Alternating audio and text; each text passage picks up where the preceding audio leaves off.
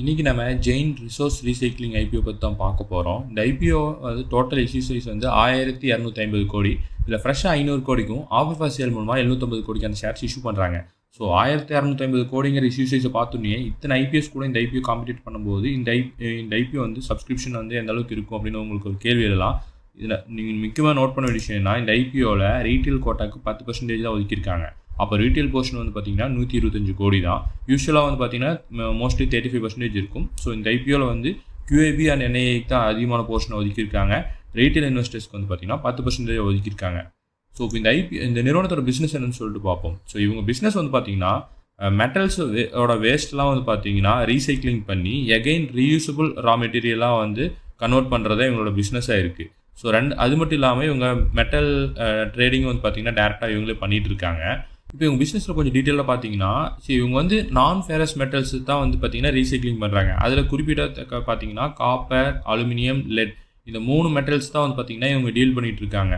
So இந்த metals வந்து பார்த்தீங்கன்னா கேபிள்ஸ், ஒயர், மோட்டார்ஸ் அதுலலாம் வந்து இருக்கும்.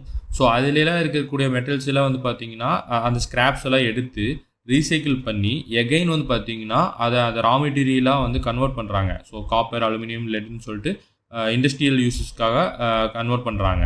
ஸோ இதுதான் வந்து பார்த்தீங்கன்னா இவங்களோட one of the business. So இவங்க கஸ்டமர்ஸ் வந்து பார்த்தீங்கன்னா steel plants, automobile manufacturing companies, electronic industries இவங்கெல்லாம் தான் பார்த்தீங்கன்னா இவங்களோட கஸ்டமர்ஸாக இருக்காங்க. இப்போ இவங்க ஃபினான்ஷியல் பெர்ஃபார்மன்ஸ் பார்ப்போம். ஸோ 2023 to 2025 டேட்டா இருக்குது. இதில் ஃபஸ்ட் டோட்டல் இன்கம் ரெவன்யூ பார்ப்போம். ஸோ ரெவன்யூ வந்து ஒவ்வொரு ஃபினான்ஷியல் இயர்லையும் வந்து நல்லா ஸ்டேபிளாக இம்ப்ரூவ் ஆகிட்டு இருக்குது நம்மளால் பார்க்க முடியுது. ஸோ இவங்க ப்ராஃபிட்டுமே வந்து பார்த்தீங்கன்னா ஒவ்வொரு ஃபினான்ஷியல் இயர்லையும் வந்து பார்த்தீங்கன்னா நல்லா டபுள் ஆகிக்கிறது நம்மளால் பார்க்க முடியுது. பட் இங்கே நீங்கள் நோட் பண்ண ஒரு விஷயம் என்னென்னா இவங்க ரெவன்யூவையும் ப்ராஃபிட்டையோட மார்ஜினிங் வித்தியாசத்தை பாருங்கள். ஸோ ரெவன்யூ வந்து 3000 கோடி, 4000 கோடி, 7000 கோடின்னு இருக்குது. பட் ப்ராஃபிட்டோட மார்ஜின் வந்து பார்த்தீங்கன்னா 91 கோடி, 163, 223 கோடி அந்த மாதிரி தான் இருக்குது. ஸோ மார்ஜின் வந்து பார்த்தீங்கன்னா பேட் மார்ஜின் வந்து ரொம்ப தின்னாக தான் இருக்குது. ஸோ இவங்களோட எபிட்டா மார்ஜின் வந்து பார்த்தீங்கன்னா அதே மாதிரி தான் இம்ப்ரூவ்மெண்ட் இருக்குது. ஸோ இவங்க கடன்கள் வந்து பார்த்தீங்கன்னா 732 கோடியிலேருந்து 919 கோடியாக வந்து உயர்ந்திருக்கு. ஸோ இப்போ இவங்க கீ பேராமீட்டர்ஸை பார்ப்போம். அதில் வந்து பார்த்தீங்கன்னா ரிட்டர்ன் ஆன் ஈக்விட்டி 40.77 இது வந்து எக்ஸலண்ட்டாக இருக்குது.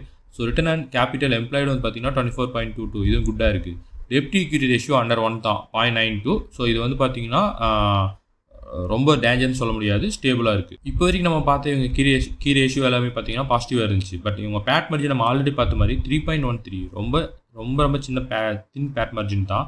ஸோ எபிட்டா மார்ஜினுமே பார்த்தீங்கன்னா 5.17. So EBITDA margin, PAT margin அது கூட வந்து பார்த்தீங்கன்னா உங்கள் ப்ரைஸ் டு புக் வேல்யூ பாருங்கள் 20.44. புக் வேல்யூவோட 20 டைம்ஸ் வந்து ஹையராக இருக்குது. ஸோ இந்த 3 விஷயமே வந்து பார்த்தீங்கன்னா இந்த நிறுவனத்தில் கன்சர்னாக இருக்குது.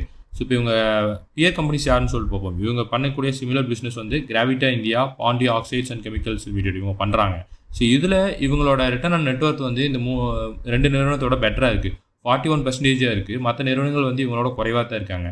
ஸோ இவங்க பி ரேஷியோமே பார்த்தீங்கன்னா இந்த 2 நிறுவனங்களோட பெட்டராக இருக்காங்க. இங்கே கன்சர்னாக பார்க்கப்பட விஷயம் வந்து பார்த்தீங்கன்னா ஆல்ரெடி பார்த்த மாதிரி ப்ரைஸ் டு புக் வேல்யூ வந்து பார்த்தீங்கன்னா 20 இருக்குது. மற்ற நிறுவனங்கள் வந்து 5 and 6 தான் இருக்குது. So return on net worth, B ratio ரெண்டும் பார்த்தீங்கன்னா இந்த நிறுவனத்தில் வந்து பெட்டராக இருக்குது கம்பேரிங் டு பியர்ஸ். இப்போ இந்த நிறுவனத்தை அப்ளை பண்ணலாமா வேணாமா அப்படிங்கிற பாயிண்ட் ஆஃப் வியூக்கு வருவோம். ஸோ ஆல்ரெடி பார்த்தா நம்ம ஃபினான்ஷியல்ஸ் பார்த்துருந்தோம். ஃபினான்ஷியல் பெர்ஃபார்மன்ஸ் வந்து பார்த்தீங்கன்னா ஓவராலாக எக்ஸலண்ட்டாக இருக்குன்னு சொல்ல முடியாது. ஸோ டீசெண்டாக தான் இருக்குது. ஸோ ரொம்ப எலாபரேட்டாக வந்து இந்த ஐபிஎஸ் பற்றி நான் சொல்ல விரும்பல, ஏற்கனவே நிறையா வீடியோஸ் நம்ம பார்த்துட்ருக்கோம்.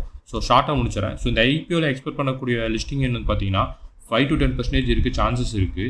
பட் இது வந்து பார்த்தீங்கன்னா நிறைய ஐபிஓஸ் வந்து காம்படிட் ஆகிறனால எந்த அளவுக்கு இருக்குன்னு சொல்லிட்டு உறுதியாக நம்ம சொல்ல முடியாது.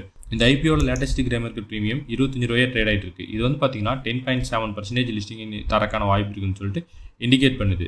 ஸோ லேட்டஸ்ட் அப்டேட்ஸ்லாம் வந்து குயிக்காக தெரிஞ்சுக்க விரும்புகிறீங்கன்னா நான் புதுசாக வந்து ஒரு டெலிகிராம் சேனல் ஓப்பன் பண்ணியிருக்கேன். ஸோ இது வந்து பியூர்லி ஃபார் எஜுகேஷன் பர்பஸ். அதில் ட்ரேடிங் கால்ஸ் அந்த மாதிரிலாம் எதுவும் நான் தரப்போகிறது கிடையாது. ஸோ என்னோட எஜுகேஷனல் வியூ வந்து அங்கே நான் ஷேர் பண்ணுவேன். ஸோ இன்ட்ரெஸ்டட்னா மட்டும் அந்த குரூப்பில் நீங்கள் ஜாயின் பண்ணிக்கலாம். ஸோ லிங்க் வந்து கமெண்ட்டில் இருக்குது. இந்த வீடியோவை மறக்காமல் லைக் பண்ணிவிட்டு சப்ஸ்கிரைப் பண்ணிவிட்டு உங்கள் ஃப்ரெண்ட்ஸ்க்கு ஷேர் பண்ணுங்கள். நன்றி, வணக்கம்.